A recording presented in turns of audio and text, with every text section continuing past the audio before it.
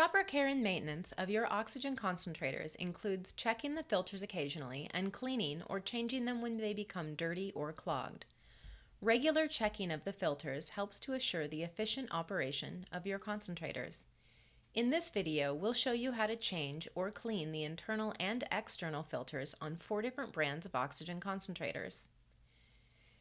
This is the AirSep Onyx Ultra.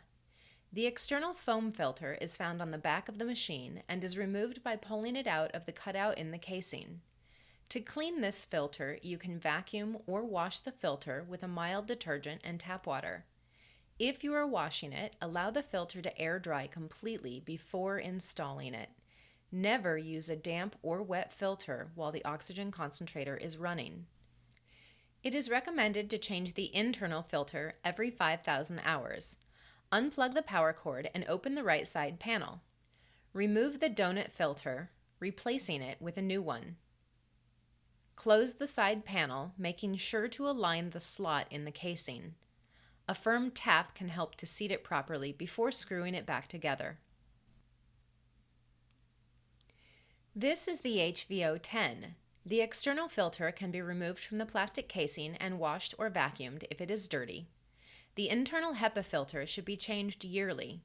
It can be accessed by pushing down on the tabs to open the door. Remove it by pulling up and out. Visually inspect the filter and replace with a new one if necessary. Push down and twist to insert the new filter and then replace the door. This is a Philips Respironics M10.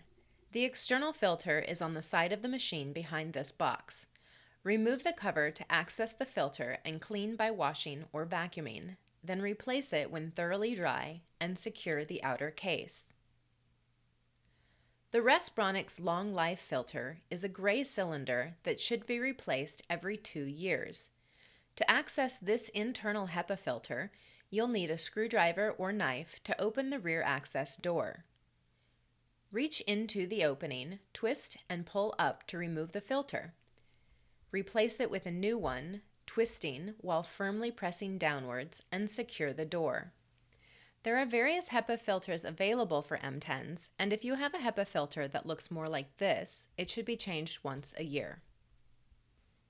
This is an HVO ProGen 10. Both filters can be found on the back of the unit. The external filter door is slotted. Push on the tabs to open the door and remove the foam filter for cleaning if necessary. Replace the door by aligning the feet of the door and pushing in to lock the tabs in place. To access the HEPA filter, push the plastic tab to open the door and then pull on the tabs of the filter to remove it. This one looks rather dirty, so we're going to replace it. Make sure to match the arrow for the airflow directionally when you replace the new filter, and then secure the door back in place. It's helpful to record the date of the filter change on your HVO maintenance log. You may also want to consider recording other maintenance information such as hours on the meter and the oxygen concentration information from your oxygen analyzer. We're always happy to help, so if you need anything, reach out to us at info@highvolumeoxygen.com or give us a call.